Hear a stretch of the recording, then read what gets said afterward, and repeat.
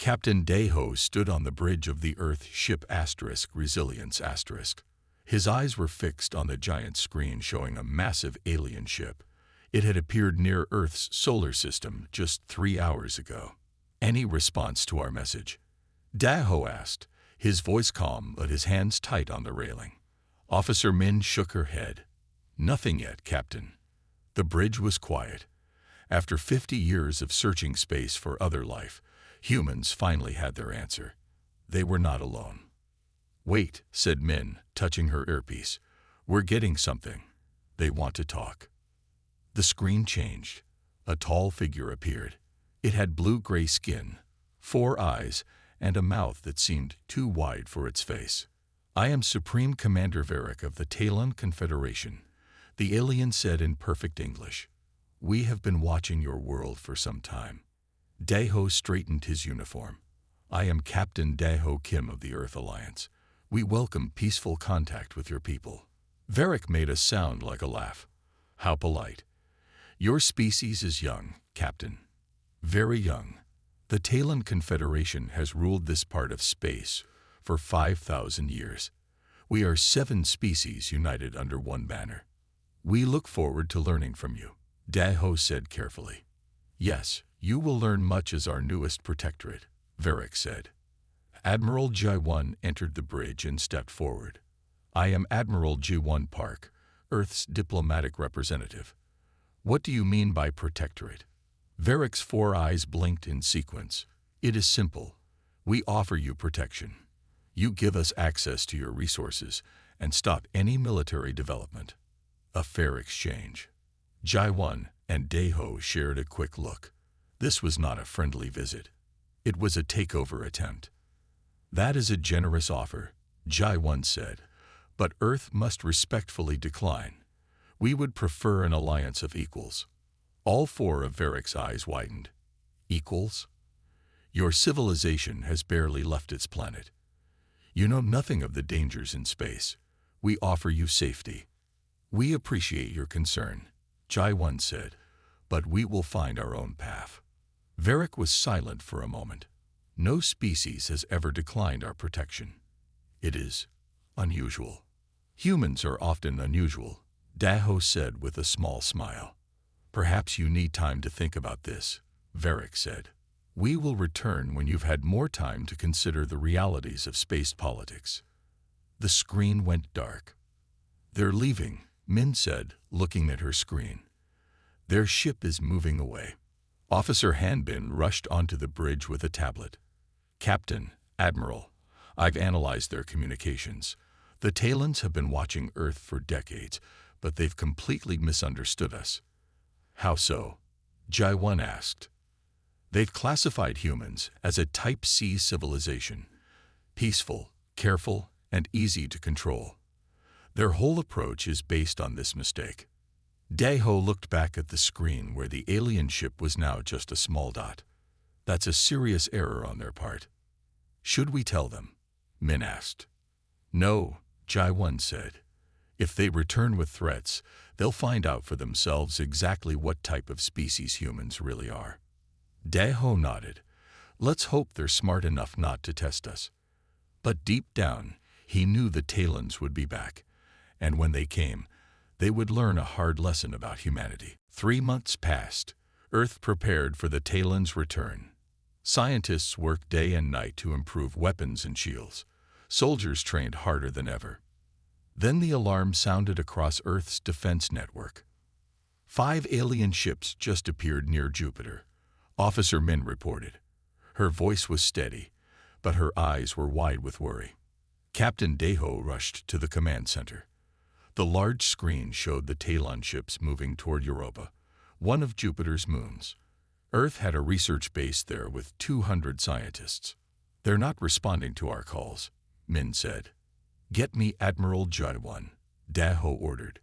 Before Ji-1 could be reached, Officer Hanbin pointed at the screen.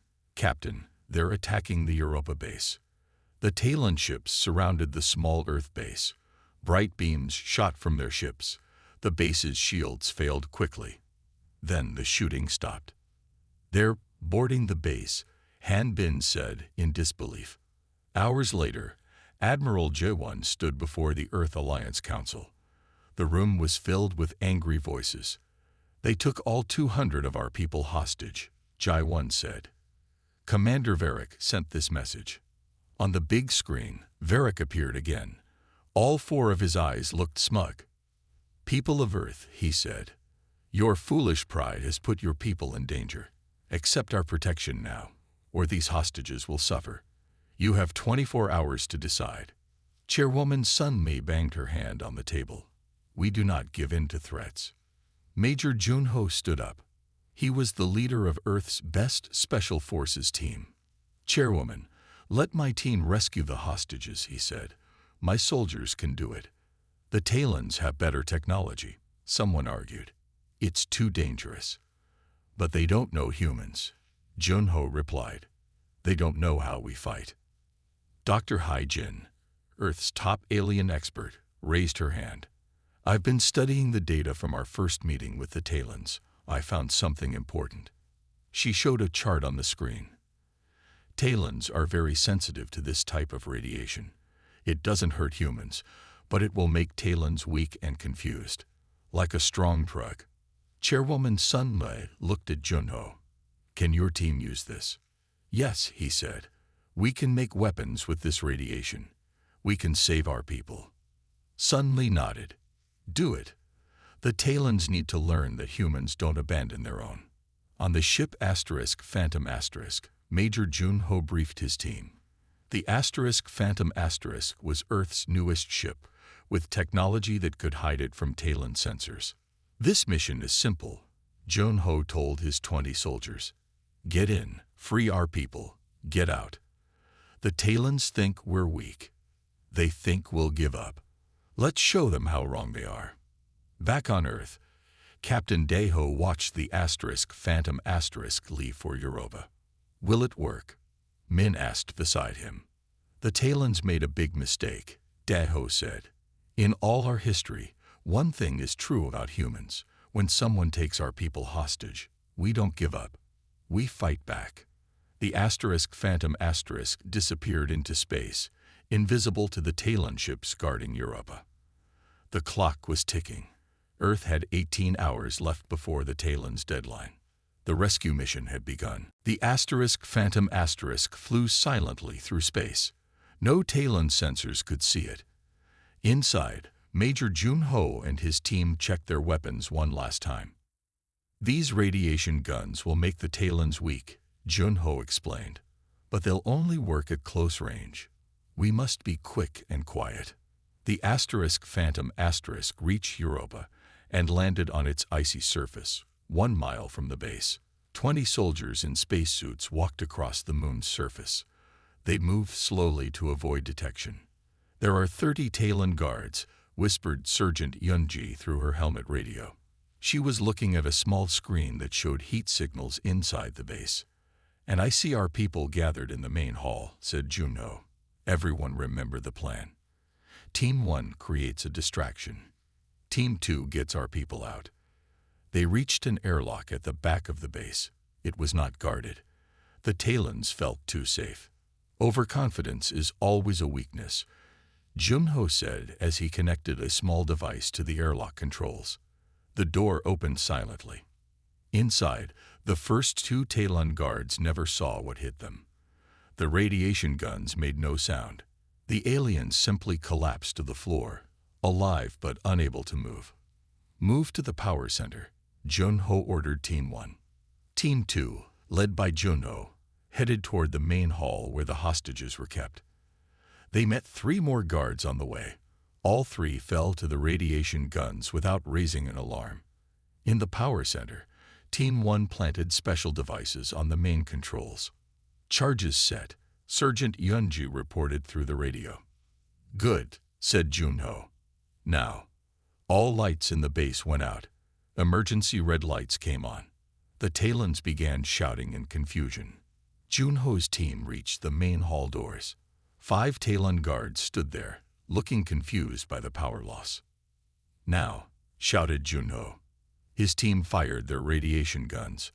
All 5 guards fell to the ground. Inside the hall, The human hostages looked up in surprise as Jun-Ho's team entered. "We're Earth Special Forces," Jun-Ho announced. "We're taking you home. Stay calm and follow us." The scientists didn't need to be told twice. They quickly formed lines and followed the soldiers. Meanwhile, on the other side of the base, Team 1 was creating chaos. They set off small explosions and fired radiation guns at every Talon they saw. "The Talons are in complete confusion," Yunji reported. "They don't know what's happening." The rescue was working perfectly. All 200 scientists were guided to emergency shuttles that had been hidden on the base. But one Talon officer managed to send a message to the ships in orbit. "Sir, the Talon fleet is powering weapons," warned the pilot of the Phantom *. Just then, 5 Earth battleships appeared from behind Saturn, where they had been hiding.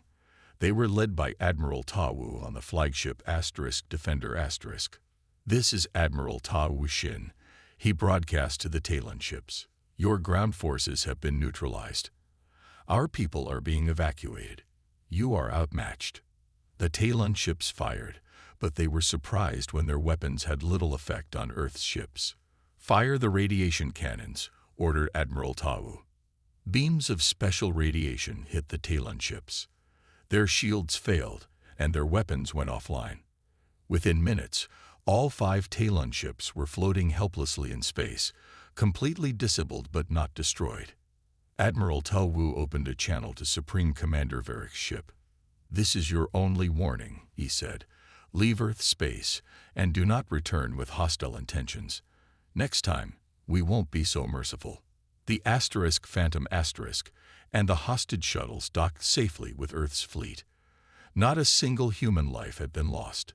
Humanity's message was clear: do not threaten us. The Talon ships limped home, damaged and defeated. Supreme Commander Varric had never felt such shame.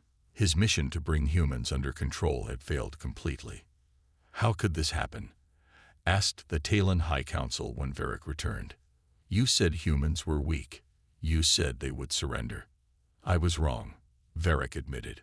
"We need to learn more about these humans." For the next 3 months, the Talon studied human history carefully. What they found shocked them deeply. "Humans have fought thousands of wars among themselves," reported the chief researcher to the High Council. "They have survived ice ages, plagues, and natural disasters. When their spaceship exploded on the way to their moon, they found a way to bring the crew home safely. When trapped, they find ways out. When outmatched, they find new strategies." "And their classification?" asked the High Chancellor. "We made a terrible mistake," said the researcher. "Humans are not a Type C civilization at all. They are a rare Type A civilization, highly adaptable, deeply protective of their own, and absolutely relentless when threatened." The High Chancellor looked troubled. "In 5,000 years, we have only met 2 other Type A civilizations. Both are now our closest allies because they are too dangerous to have as enemies," finished the researcher. 6 months after the Europa incident, a new Talon fleet appeared near Earth. This time, there were 20 ships, but they kept their distance and broadcast peaceful intentions. Captain Deho and Admiral Ju-1 met the Talon delegation on a neutral space station. They were surprised to see not Supreme Commander Varric, but the Talon High Chancellor himself. "I come to personally apologize for our grave error," the High Chancellor said, bowing his head. "We completely misunderstood your species." "That's putting it mildly," said Admiral Ju-1. "We would like to offer a true alliance between our peoples," continued the High Chancellor, "not as protectors and protected, but as equals." 1 year later, Captain Deho stood on the bridge of Earth's newest ship, the Determination *. Beside him stood Dr. Hai Jin, now the head of the new Human Talon Science Division. "It's amazing how quickly things changed," said Hai Jin. "From enemies to partners in just 1 year." "They learned something important about humans," Deho replied. "We don't seek war, but we will never back down from a fight when our people are threatened." The Determination * was special. It had a mixed crew, half human, half Talon, and other alien species from the Confederation. They were heading to unexplored regions of space together. The Talons are still a bit afraid of us, Hai-Jin said with a small smile. Good, said Daho. A little fear can be healthy in a relationship. It creates respect. As the determination prepared to jump to faster than light speed, Daho looked at his mixed crew working together. Humans had gone from being seen as easy targets to being respected partners in the galaxy. They mistook our patience for weakness, Daho said. That's a mistake no one will make again. The ship jumped to light speed, carrying humanity's representatives deeper into the galaxy, not as newcomers to be conquered, but as equals to be respected, and perhaps just a little bit feared.